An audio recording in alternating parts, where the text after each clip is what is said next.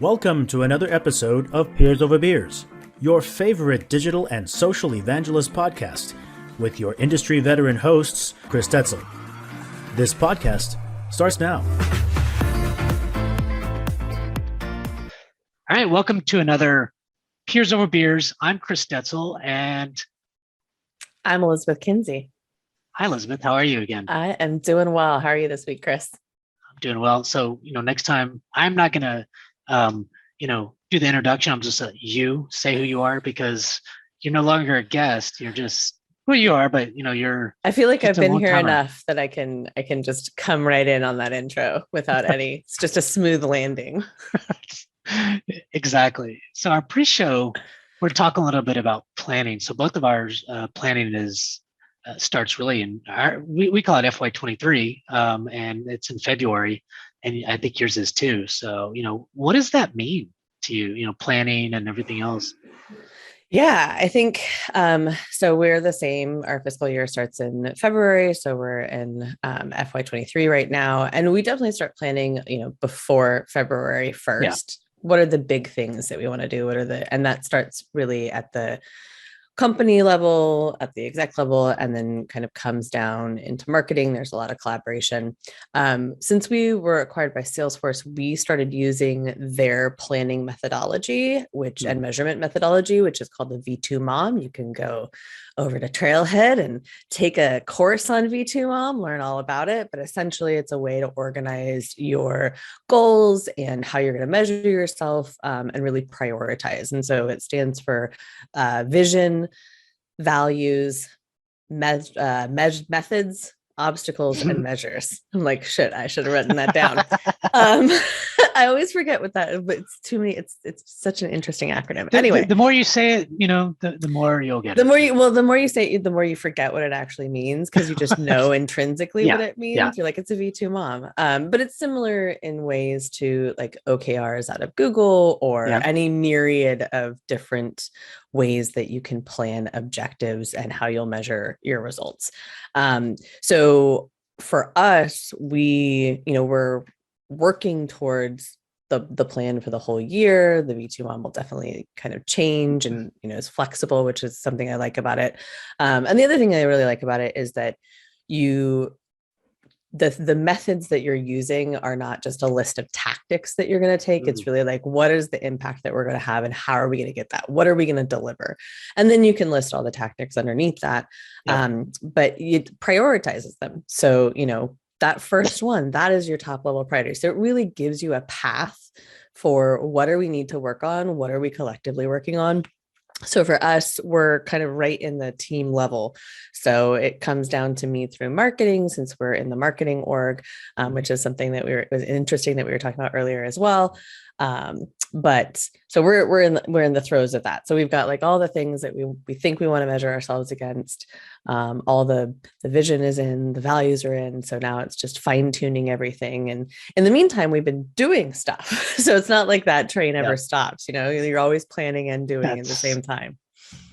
That's always the challenge. And we have something, I wouldn't say it's similar, but at least a planning, and we call it a plan on a page.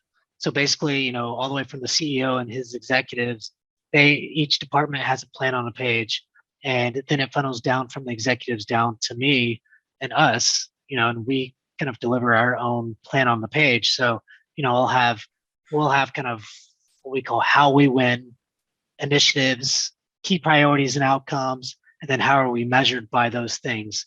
And so that really just says, this year I had 1, 2, 3, 4 different kind of initiatives, which they're kind of big initiatives for community. And then I would just put out the priorities and outcomes and those things. So thank you for bringing in your cat. What's your cat's name? Yeah, this is Itchy. Itchy, oh. Yes. Wow. Where did you come up with the name like that? Is this his first appearance? Yeah, I think so. I think usually he's napping in the sunshine, but with the time change. Yeah, it's a little different. His sunshine has already moved. So he was part of an Itchy and a Scratchy. Scratchy was his sister, and she She left us last year, but he's still around. They were 19. He's going to be 19 this year, so he's an old guy. But so they Itchy and Scratchy from The Simpsons. So I love it. we were a big Simpsons fan and still are. 19 years ago. Yeah, Simpsons have been around forever. I mean, I was just talking about that with somebody the other day. This show just keeps going. So yeah. Anyways. You talk about longevity in a community. No doubt.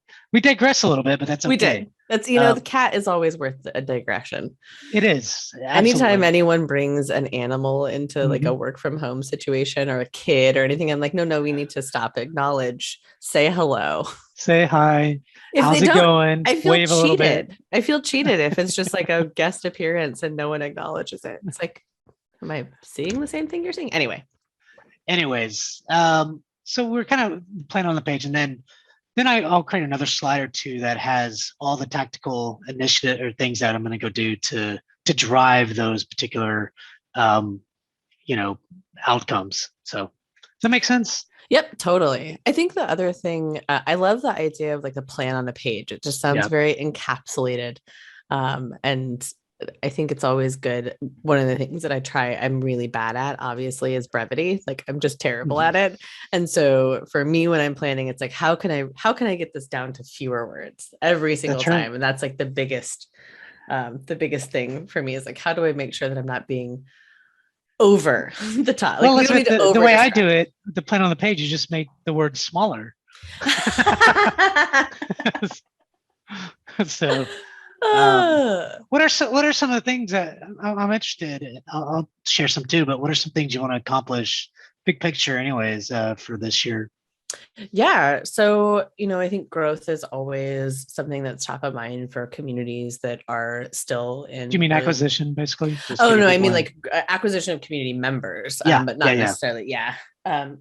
So I think that's always top of mind, are especially, getting more awareness for the programs that we're running, getting more folks involved. Another goal that we have is just overall community growth and being able to measure that. Like, who is the unique person in the community and what's the overlap between the programs that they are participating in, which I think is a really good indicator when you're going into building some like kind of an MVP program, which is eventually what, I definitely would love to introduce at Slack. But you have to kind of know what makes people MVPs first. And that starts with knowing where people are participating or what they're contributing. So getting that dialed in this year is a big goal. I think we spent a lot of it is about like taking the foundations that we set last year and starting to build the first story of the house and plan for the second story. So that's what most of it's about. And then also just, team excellence. So can we grow the team? Can we make sure that all the things that we're doing are in sync and in line? Are we working well with our cross-functional partners? And then, community is at a lot of events. So how are we making sure that the community is represented in stories and in content and with activations? And then of course, how do we work with the rest of the Salesforce ecosystem? Because there's a bunch of really great communities, and how do we make sure that we're connecting and sharing? So those are all things that are kind of top of mind for me for the coming year. So when you say, I'll get to mine in a minute, but I'm interested, when you say MVP, what do you mean exactly?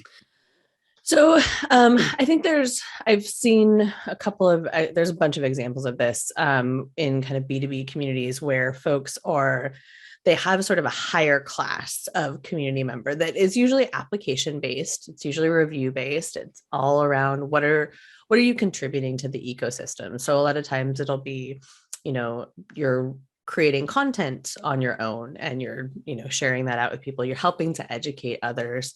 You're doing things like writing blogs, you're maybe hosting events on your own. Maybe you're a user group leader. Maybe if you have a forum or some kind of digital space, you're a top contributor, you're answering lots of questions. And like I said, a lot of this is usually like nomination or application based, and it's a small select sort of superstars, right?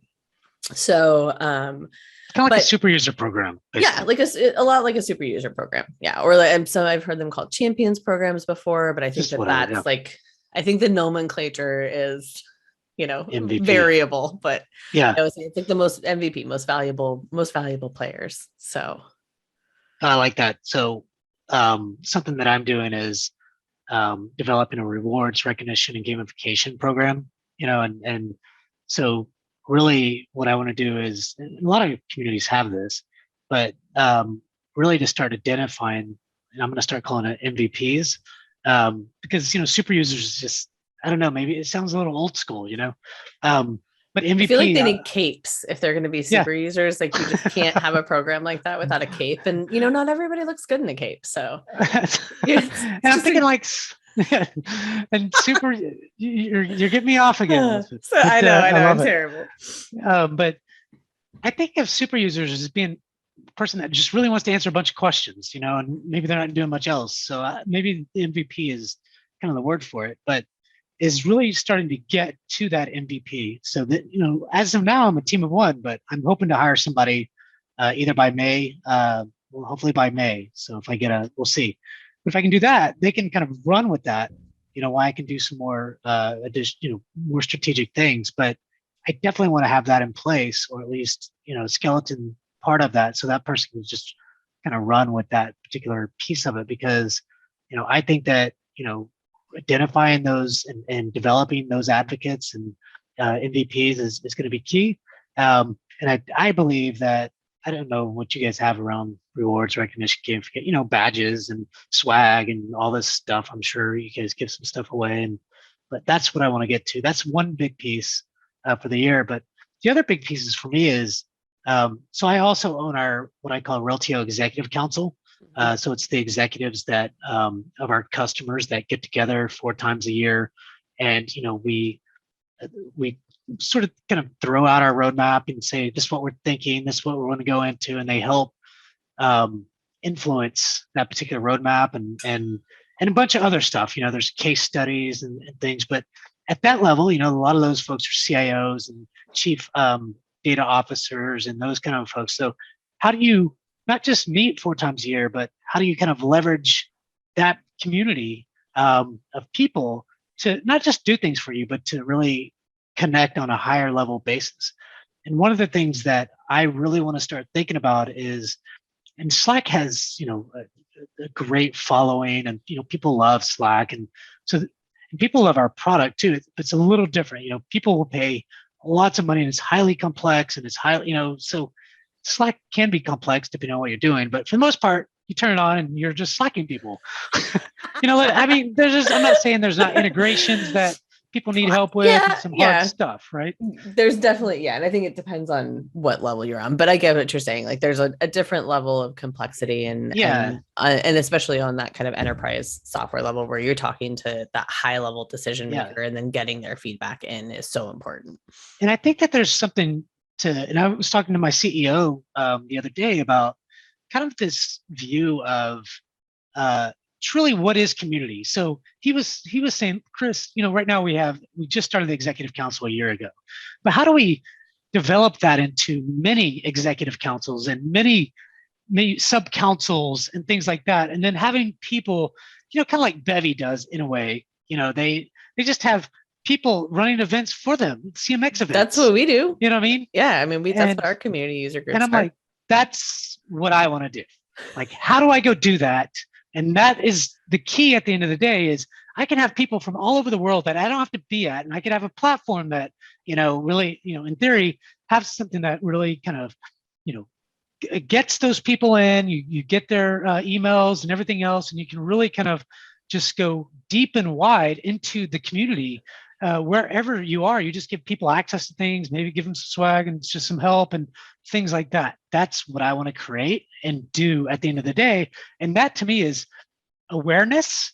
That to me is also potential leads. That's also developing your community to be better at using your product and advocating for your product, but not just your product, but about the role of being a good data manager, a good data governance person, a good CDO, those kinds of things is what I want to do. Is I want to go beyond the product, and I want to be the community in that space. You know what I mean? I love that. I love that the goal. product, just the product. Let's just do everything. Not everything, but let's get to a point to where we can talk to all data managers for all things data, on how to build a data governance program from beginning to end, how to do entity resolution from beginning to end, and those kinds of things, rather than just product does help, and we'll talk about the product, but that's not what this space is about. If you get good at these other things, this product fits right in.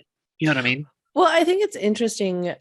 So when I was at the last company I worked for, Branch, and was running mobile growth, it was very like Branch as a product. We obviously supported and paid for everything. And it was our, we ran the community, and they still do. But it wasn't about Branch. It wasn't just about Branch. Certainly there were moments where people would bring Branch up, where it would be the tool that is actually helping them with something. And it's definitely, if you are a mobile app product manager, you should go check it out. Yeah.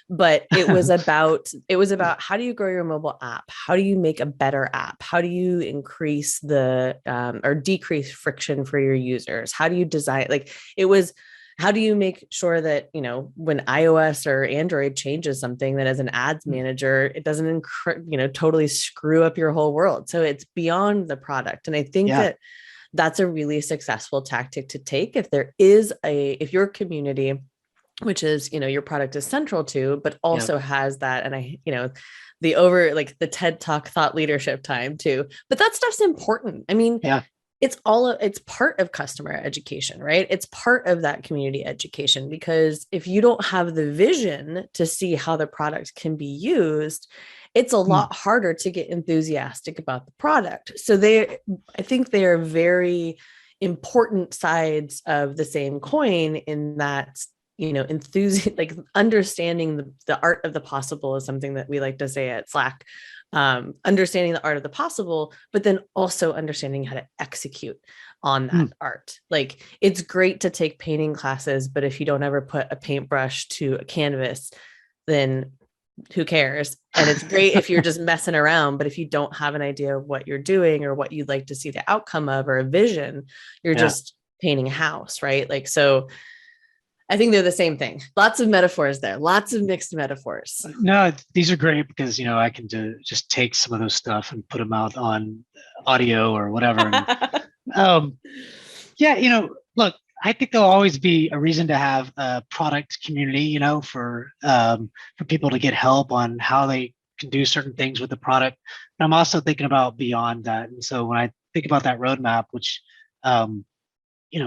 it's probably in my future, is to really kind of think about the broader community, and not just think about, because think about it, everybody has a data problem. Every single person or every single company has a data problem. You think about Slack, you think about Salesforce.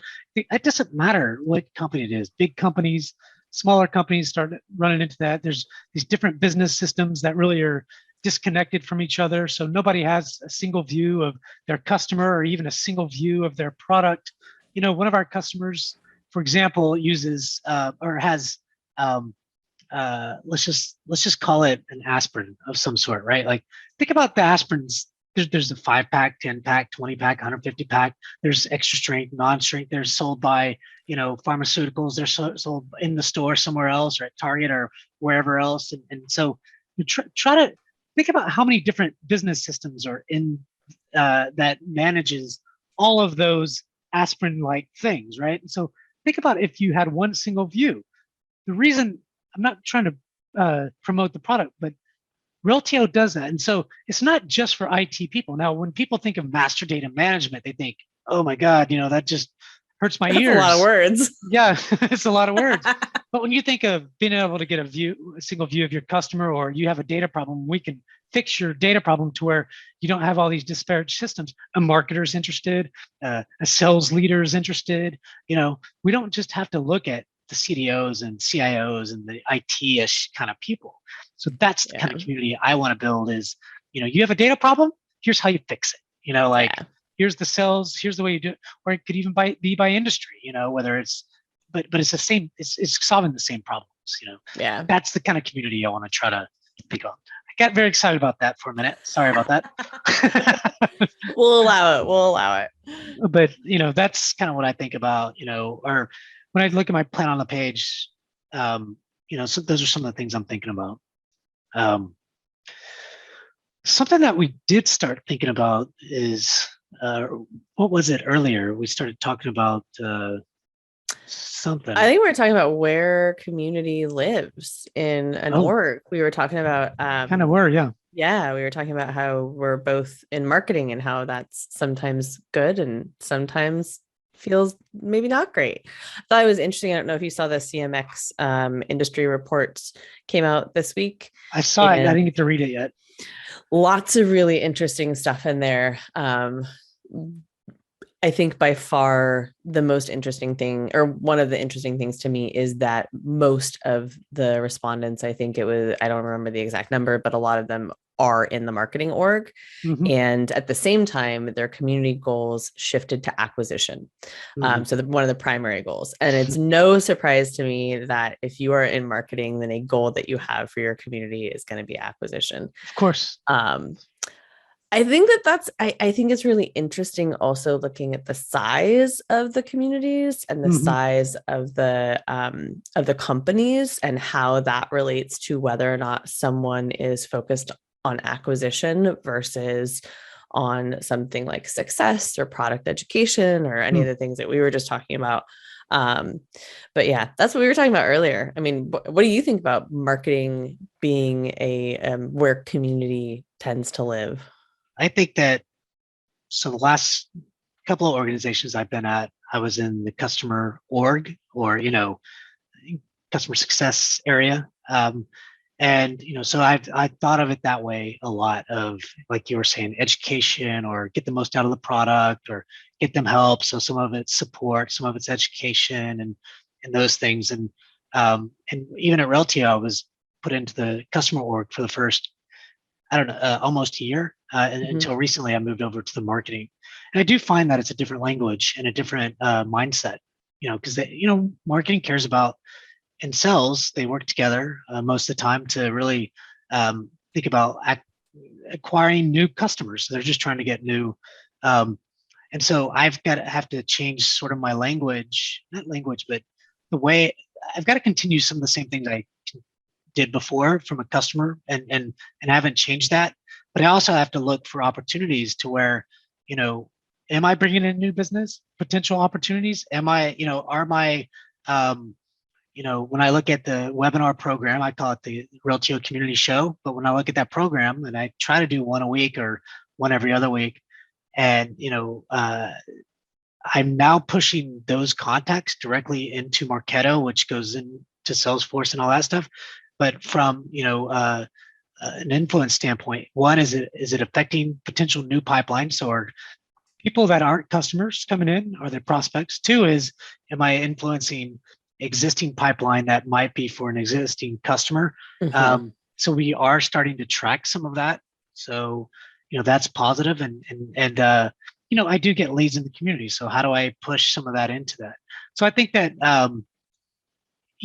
one is, you have to make sure that you're valuable to the business. And so you have to kind of think about marketing, but you also have to think about your customer experience and what is it that you really want out of your community. So I'm not against being in marketing. I think there's some really good things because they get digital more so than a customer org. There's like, why am I spending all this, so when you think about resources like SEO, people generally that is in a marketing org, or digital leader is in a marketing. And so you have more access to some of those digital things that are super important. But, on the negative side is you can think about, are you bringing value to that organization?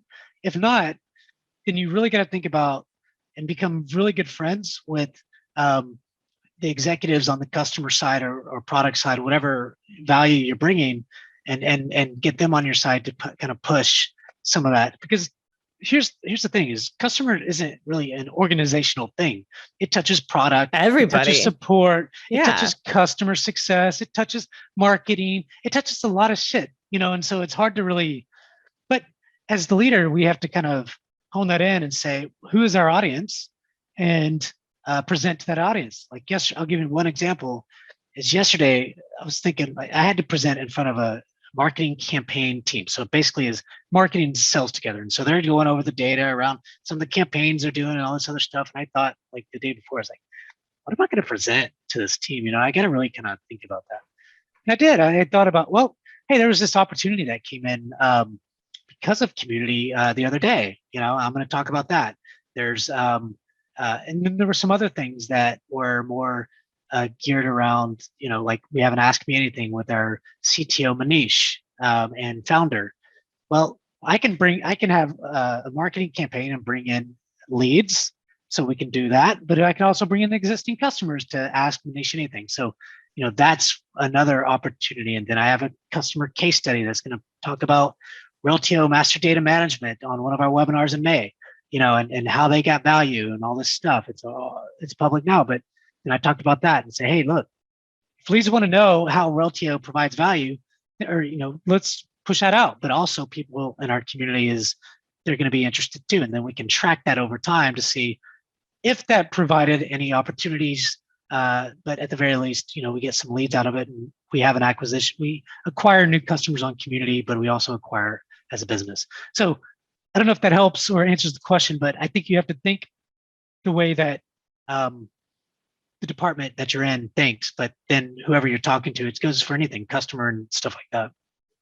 I think it's true. I mean, I have a marketing background and have spent most of my community time in marketing. And so I think it's always been, that's just sort of been ingrained, but it does matter what the community is about, right? Like if your goals are acquisition and you're doing a lot of thought leadership and you're doing some product, then it makes sense that you align with the marketing goal of acquisition. But it also depends on like you were saying, who's your audience, where are they in, when you think about traditional marketing funnel, for us, most of the time, the community that we're talking to are people who are already users. And are there opportunities for expansion? Are there opportunities to talk to, all of that? Yes, true. But is the end goal of community to get that? It's not. It's to, for us, it's not. And so I think that's where there can be some tension if you aren't aligned with your executive leaders, if they are looking at acquisition goals and you as a community leader are looking at education, deepening product affinity, customer stories, turning your users into the heroes of your product. That's a different goal than finding new people. I like that. So I think that there's the distinction, and there can be some tension if you don't get that alignment. I'm really lucky we have that alignment. So I think that there is definitely, and certainly look at the things that you're influencing, look at ACV, look at the opportunities that you're helping to create. But I think putting that as the primary goal for your community, if that's not in alignment with who your community is, sometimes I've seen marketing teams do that with community teams, and it causes a lot of dissonance. It's a good point. I love that. I'm definitely going to use that in a commercial type thing for Peers Over Beers. That was really good. Well, I think it's true. When you look, I think that you have to have goals, and you have to, like some of my goals are, hey, I want to help the marketing team to get a case study or two, for the year, or, get references and things like that, which is more of on the customer marketing side, which I'm not part of, but, you help each other to get accomplished. But at the end of the day, I love the way I kind of interpret it was, let's make your community members the heroes. You do that, then they're going to advocate for your product. They're going to do all kinds of shit. That's going to be a lot of fun, and watch them do it. And if you can get agreement on that, which who's going to disagree with that? You know what I mean? But you're still going to have some of those goals. Yeah, absolutely. You can't just show up and be like, we're going to have some fun Hey, time. I like community, and we're just going to do these. We're going to do these fun things. No, you have to show value of why you're doing community at the end of the day.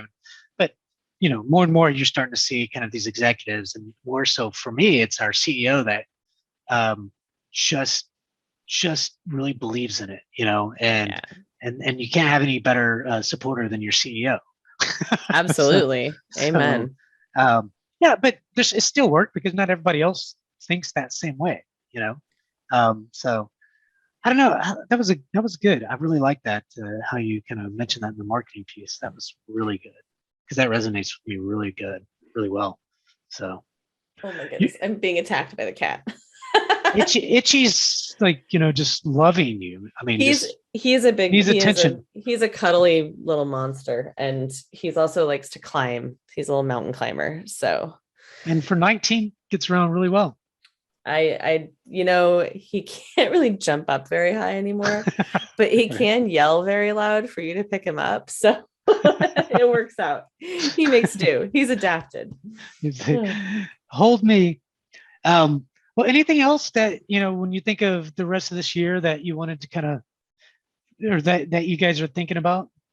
I mean, I think like how do we reward people for Mm. their contributions? One of the things that I'm working on right now is just better ways to get people stuff, to get them, whether that's a pair of socks or, so whatever it is, whether it's swag or whether it's some other kind of thoughtful thing. Like, how do we just make that super simple? How do we make it super simple for my team? How do we make it super simple for our community leaders and for our community leads? So I am literally, in fact, waiting right now for a delivery of of apparently there's some boxes coming to my house of swag. That was the extra that I'm excited about. So sweet. Do you use a, sorry, no. but like a system like Sendoso to kind of manage all that? No, that's what we're working on. So we have a vendor that we work with, and we've kind of been doing things very ad hoc, and then with the acquisition things, and then the supply chain issues, and like swag. Anyone out there who is suffering from the swag struggle, I would like to extend my deep empathy, because it is real. And it's not just us. Like, there have been a lot of folks that have it's been a struggle because you have, like I mentioned, the supply chain issues. A lot of the swag is made out of the country that you are in. There's getting it somewhere. There's even just like proofing something has gotten exponentially longer. And then on top of that, like complicated systems and blah, blah, blah. So yeah, a challenge for us is like, I can get swag anywhere in the United States, Europe, probably, and then even UK. But I have a lot of customer, or at least partners, and some customers in India, right? A lot. And I'm like, I can't send it to that one system. So I have to go email this person in India that we know, and they have to kind of build the swag in India and then ship it off there. So it's like, God, this is ridiculous. If you have a global program, you have to think about that operation stuff globally. And this is a challenge. It is not even, like, it's just hard. It's just a challenge. So making that easier is going to be blissful. Even if it's like a tenth of a bit easier, like that. Don't tell me you were just shipping out swag just from your house and just, No. Well, that's not true. Sometimes. So when 2 years ago, when the offices all closed and everything, I had just gotten a shipment of socks, of Slack socks that were, I would take with me to events to just have to like randomly give to people. They would see Slack on you. They come up and like, oh, we love Slack. I'm like, here's a pair of socks. It's fun to watch. Absolutely. I love it. Up. Anyway, so we had just gotten those in when the shutdown happened. And when they packed our desks up, like the last bit, I went in and collected everything, but I left those there because I was like, I don't need 200 pairs of socks. But then they packed the desks up and sent anything that was at your desk to your house. And so I get these 2 boxes and I'm like, what the hell is this coming in? Oh, so I have been sending socks from my house only because I don't go to the office anymore. Yeah. So I have a closet. Okay, let's say you were doing it at the office, though. I mean, so you were sending swag out from the office? If I was doing it at the office, no. We had a system and things that like we went through a system, but this was just because we were going to be like random giveaways that I would. It was like my year's supply of conference sets that were extraneous to any other stuff. Anyway, but with the stuff that I'm getting today, we had to we order a minimum, obviously, as you do. And so we're like, well, what Yep. are we going to do with these other 25? And we're like in between storage places. And I'm like, I just have been waiting for this order forever. So just send it to my house. And I'm a little terrified now how much stuff is actually going to be at my house. Oh, no. So I had to load it into the Subaru and drive it to the office, but we'll see. Wow. I love it though. We should have I'll put socks in there first. yeah, we should have a whole session around rewards, recognition, swag, and how you do it, process, things like that, how you build it, because we're starting to do that too. We should talk to someone who knows a lot more about it than we do. You want to? Yeah. All right. Yeah. If you find somebody, and if I find somebody, is it somebody that is in community that has an amazing swag program and then they use, or is it, hey, didn't know somebody in marketing that uses a system and this I is think how they it's, do it? I think I want to talk to someone who's in community who has an amazing swag program. And I want them to just download it into my brain as if I was Neo plugged into the Matrix. Did you watch the last one? Of course. Yeah. It was pretty good. Some people didn't like it, but I was happy with it. yeah, I was too. No complaints. It's all made up, people. Calm down. Yeah. But there's nothing like that, that first initial kind of matrix, the first You're never awesome, going to get that back. You're No. never going to get there. Never that any experience after the first Matrix, any other Matrix movie. If that's what you're looking for, you are going to be disappointed. You're never going to see that again. And if you are of a certain age, which is like anything older than what, I don't know, or younger than 20, then you probably have seen that in video games your entire life. And it is not novel to you in any way, shape, or form. So that's what I'm saying. Everybody just take a deep breath. It's all good. It's just the Matrix. Exactly. Well, Elizabeth, this has been a great Peers Over Beers. Really appreciate you coming back, and we'll have you back again. But thanks, everyone, for another Peers Over Beers. I'm Chris Detzel. I'm Elizabeth Kinsey. All right. Thanks, everyone.